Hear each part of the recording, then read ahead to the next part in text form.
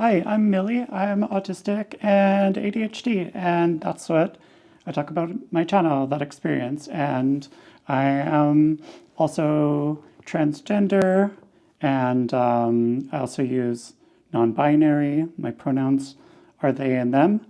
And those are the things I more wanted to talk about in this video. I talked about in other videos just how much overlap there is, like transgender and queer issues really are neurodivergent issues a lot of the time too, because a lot of autistic, ADHD people are queer, trans, that kind of thing, and the other way around. Not everybody, but it's just a lot of it goes together. And yeah, so I wanted to talk about that, and specifically because I'm living in Alberta now. This is where I moved, and already knew we have a very conservative premier, Daniel Smith, and there's been a lot of scary policies that affects a lot of, what I am and what my peers are, and a lot of people in this province, really dangerous stuff. And yeah, it's just getting scarier and scarier, and I just was not feeling like I knew what to do. And a lot of this stuff is setting back so much of the progress that has been made, but to make trans people's lives better and safer over the last few decades. And someone who has helped me so much over the last few years, who I really respect and trust, they reminded me that, yeah, just being transgender and just being out in the world and being autistic and being out in the world as well is already, like, as a baseline enough. Like, don't have to do anything more than that if you don't want to. Like, it's already a risk of, it's a risk for me doing this, putting myself out there, puts me in danger somewhat. But yeah, just being out in the world and being visible really helps a lot. I've just being out and about and talking to so many people. I've had people get diagnoses of things like ADHD and autism because of talking to me or learn about themselves. And I love, I think it's great for people who are questioning about their gender and stuff, to see people visible, like that really helped me a lot too, to see what's possible and learn about yourself and that kind of thing. Anyways, so I just wanted to be on here, and my thoughts about this stuff get so jumbled up because it's just an intense emotional issue for me, and then there's a lot of trauma involved, and I have a tendency then to just kind of shut down and dissociate. So what I mostly wanted to do is talk a bit about my experience and being, I'm 40 now, and I've gone through a lot of trans care, healthcare kind of thing, like mental and physical health. I've done gender affirming surgeries, that kind of thing. I've pretty much gone through a lot of what is possible to go through. And a lot of it was really difficult and intense and scary. And I even almost died at some point. I want to do another video going more in depth into those experiences. But for now, it's just, I came through it, and it's the best decision I ever made and the most amazing thing I ever done. So I just wanted to be here as proof that giving people access to trans care really does help and save lives. So if you're not from Alberta and you don't know what's going on, it's like this thing that's happening around a lot of the world with right-wing governments and just making policies that are not based on science and not consulting with the actual groups that represent people like me, in this case, you know, um, transgender people, or actually consulting trans and queer people ourselves, that kind of thing. So that's what that Alberta government's doing with this legislation. It's just dangerous, short-sighted, and not based on really facts or evidence at all. If you don't know, if you're not from here, what's happening is kind of following the model of other right-wing governments that have proposed some of these things. So some of the new policies that were just proposed are forbidding access to puberty blockers and hormone therapy for the purpose of gender reassignment or affirmation for youth 15 years of age and under. For youth 17 and under, top and bottom, gender reassignment surgeries are not permitted. So those are all things that I've gone through. And youth 15 and under now require parental consent to use chosen names and pronouns at school. Notification is required. Classroom instruction on gender, sexuality, and sexual orientation now require parental notification and opt-in. And third-party resource materials in gender, sexuality, and sexual orientation in schools need to be pre-approved by the Ministry of Education to make sure they were age appropriate. And yeah, Daniel Smith's policy will also ban trans girls and women athletes from participating in competitive women's sports. They will be forced to play in gender neutral or co-ed divisions. Always just that last one, always just picking out on the trans women and girls, forgetting all the other types of people that exist. But anyways, yeah, it's all terrible. And, it's easy for me to just say that's terrible and bad.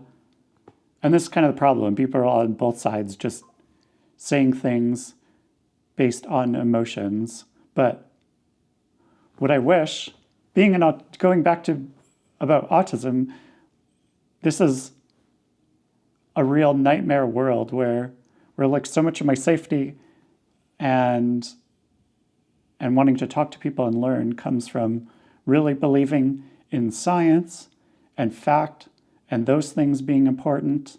And I think one of the best things about autistic people, and that I love about myself, is that we are more easily swayed by a good argument based on real fact and science, even if it's something we didn't believe initially, which I think is a really healthy thing, and what we need to all evolve as humans to a better place. And people are just so entrenched in their emotional experiences now, they can't even see it. But again, I could just repeat some of these facts and science, but it's better explained by other people who have written. So I want to use this to talk about some of the resources and link to some of those articles that have explained it a lot better. So I'll put some links in the description. There was a fantastic article on the TIE that went through each of those points above and fact-checked them and debunked them. And then the Firefly Institute, the fantastic programs and research for queer and trans youth from the University of Alberta, and they put out a fantastic statement as well that I'll link below. So please read those if you can. I just wanted to talk a bit about trans care and my own experience. Again, all these things that they're proposing before are dangerous in different ways. And the studies are showing, they're going through the thousands of these people. It's been long enough to show things like puberty blockers don't cause long-term ill effects, and just put a pause on, and that I wasn't young enough to experience puberty blockers myself, but I've done hormone therapy for many years, and I've had top surgery, and bottom surgery. And, even stuff like the hormone therapy, like for me, I really just was kind of giving up on my own body. I was just letting myself go. I was using drugs, just treating my body like crap. I had liver damage because of mixing alcohol and medications, and I just was in terrible shape, and I just didn't like myself, So, and I was just chronically depressed. And yeah, ever since realizing I was trans and working towards these things, doing the things on my own to, express gender and how I was comfortable with, like clothes and all that stuff. And I don't know, just being actual friends with people I wanted to be, that all stuff helped. But yeah, it's really like ever since the hormone treatments, and then after each surgery, I just loved my body more and more and started out like feeling more comfortable with it. Well, really starting out like before hating it and then being more and more comfortable. And yeah, now I love the way I am for the most part, other than just having normal, like everyday insecurities about their body that cis people have. But yeah, I've just never been chronically depressed since then. I've had other mental health issues. I have generalized anxiety and panic attacks and stuff, but a lot of that comes from mostly being autistic and living in a world where everything is terrifying and dangerous to me a lot of the time. So the actual trans care part really helped. And even though I have a lot of issues with Canada, especially these days, but the time I felt most lucky to be in Canada, especially living in BC, was because of the transgender healthcare. I got multiple surgeries. There'd be many tens of thousands of dollars covered. Transcare BC, the organization, was amazing. I'll link them below as well. They helped me with all my preparation leading up to the surgeries, finding people to talk to, for getting on hormones. They followed up with me after the surgery, make sure I was getting care and all those kind of things. Helping me sort out how to prepare for the surgery because I had to go to Montreal, get flights and all those things. So, then I felt really lucky to be in BC, and that was amazing. And part of this thing about now with trying to reduce what's available for transgender youth and putting it more in the hands of adults, which might have good intentions, but might just not know anything about what it is to be trans or queer and those kind of things. So might end up causing harm even though they have good intentions. Like one thing you really understand being when you're disabled or marginalized or both is that you get a huge amount of harm caused to you by people who have good intentions just because they think they're doing the right thing, but they're really not, just out of ignorance or whatever. And so, yeah, that's part of the problem of this sort of like saying like, oh, the government saying we're putting it more in the hands of the parents. And then there's a lot of parents that don't have good intentions. Like the stuff is all very high risk. Being transgender makes you so much higher risk of ending up homeless. And that's the things with the parents too. Some of these policies are going to make it so kids are forced to be outed, and when they could have otherwise kept it a secret and, progressed in their gender, learning with people in their school or their peer group, like people they thought, people they know to be safe if their family's not safe. But some of these policies will make it so the kids will be outed to their parents and put them in an unsafe situation. So it's all really scary. And then stuff like the policy on trans women in sports, that's again just not based in science at all. The studies have shown now that people like myself who've been on HRT for a long time don't actually have any advantage. Like I know for myself physically, being on estrogen and having surgeries and stuff, that I lost so much of my natural muscle mass, which wasn't even a ton to begin with, but I lost a lot of strength and energy and that kind of thing. But again, don't take my one word for it. The science is there, and please look at those articles, or if you can't read, have somebody read them for you if you can, because they have the actual evidence in them to back it up that I'm not directly referencing right here.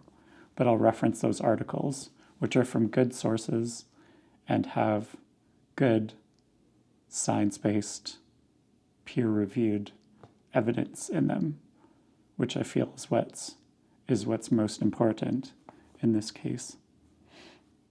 The other thing I think about with these policies, and I'm scared for the trans youth in this province, is that,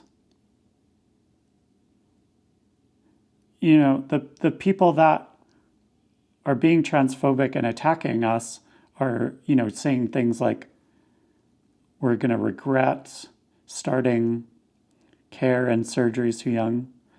And the thing is, the government is saying they're stopping these things at a young age, but they don't even exist currently as a possibility for most people at a young age.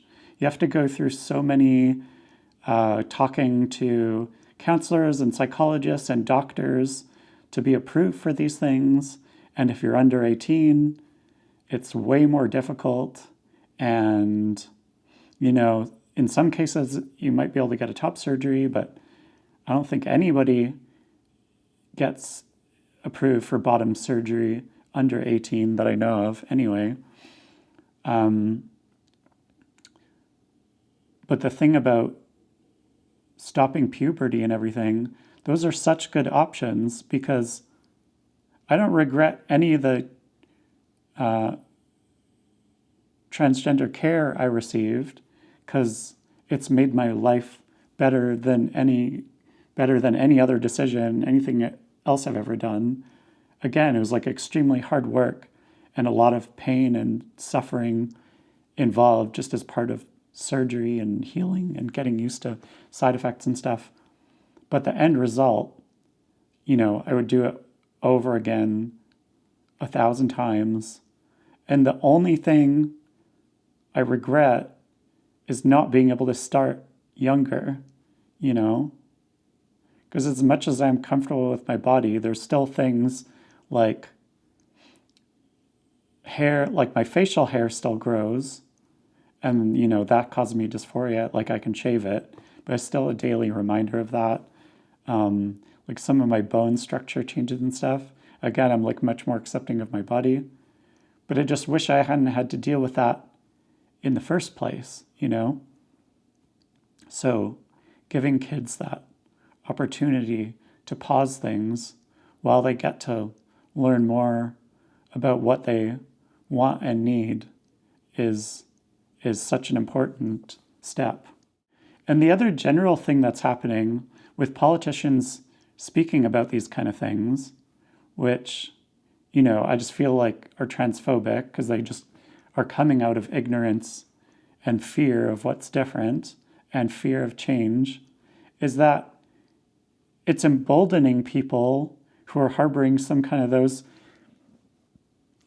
fear and ignorance already to come out and harass trans people and bully them online and say transphobic things online, do just hateful things like defacing trans flags and rainbow flags and sidewalks and stuff like that.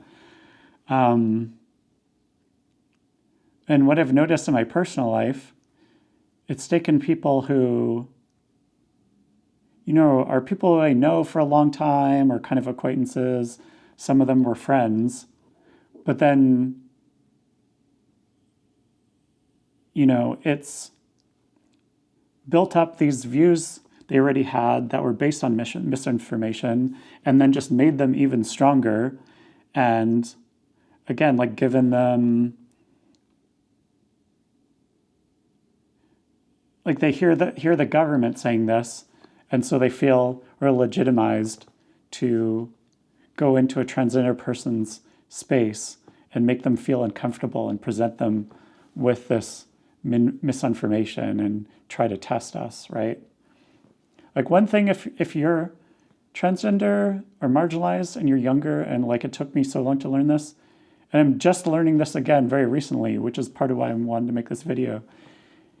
If you're part of this group and you're marginalized, your life, it already makes your life difficult, and you don't owe it to anybody to have to explain yourself and educate it.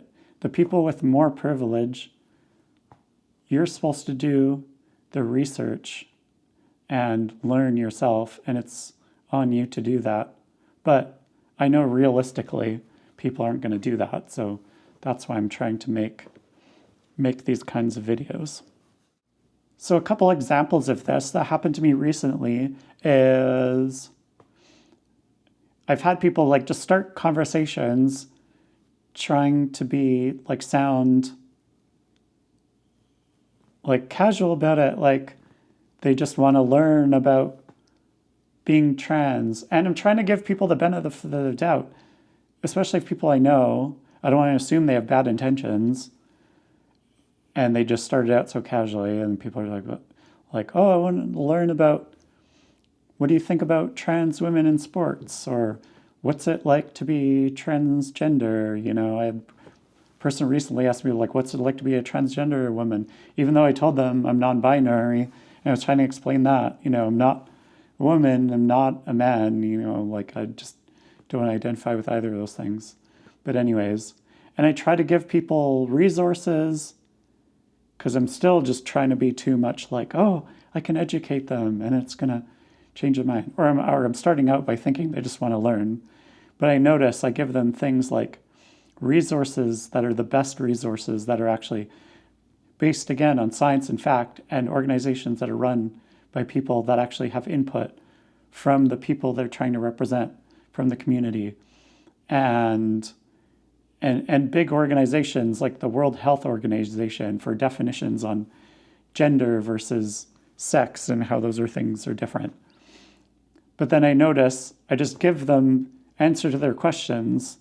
They're like, I thought gender and sex are the same thing, but those things have been separated for decades, and I'm giving them resources to show things.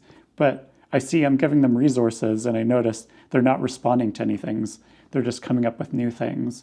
And then often people end up starting to talk about, then they just get into things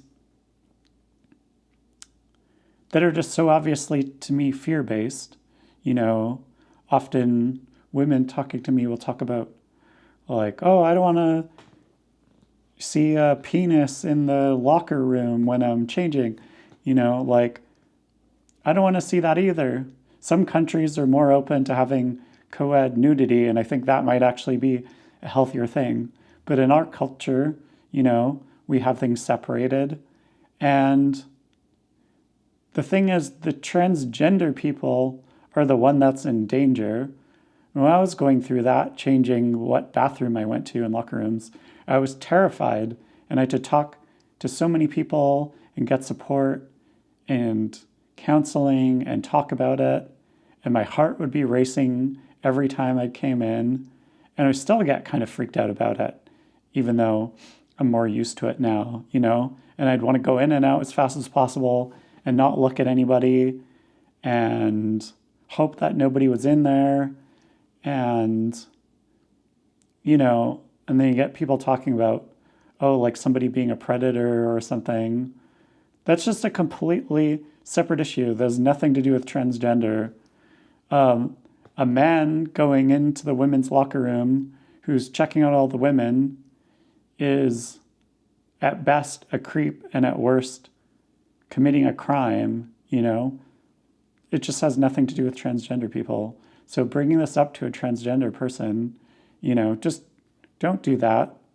Like, I have these conversations with people, and then I already feel like I've lost somebody who's an acquaintance, and it made me feel scared, and I had almost had a panic attack in this conversation. And part of autism too is like this feeling like, oh, I can just present really good quality facts and that'll help. And in our world right now, it really doesn't. And that makes me more likely to be really scared and overwhelmed and end up having a panic attack or a meltdown or something too. And then people get to the point where they have the audacity.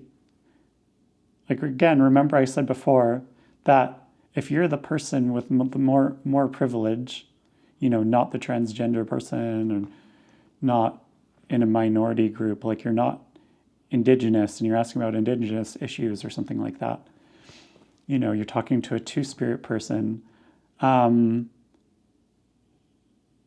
If you're the person with more privilege, again, it's on you to do the research. And in a lot of these cases, I'm trying to be like, oh, I'm giving you resources, but you're not responding to any of them. So I don't know if you've even read them or understand them. And then I always get the same thing where they're like, you need to answer my questions. And that is just so